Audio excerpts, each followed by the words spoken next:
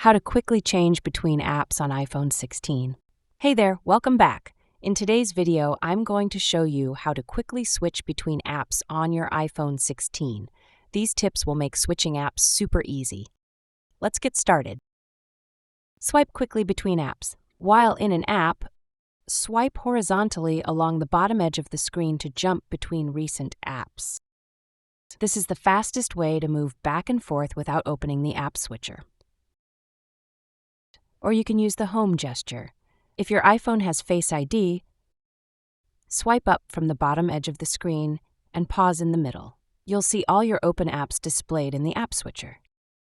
Swipe left or right to select the app you want to switch to.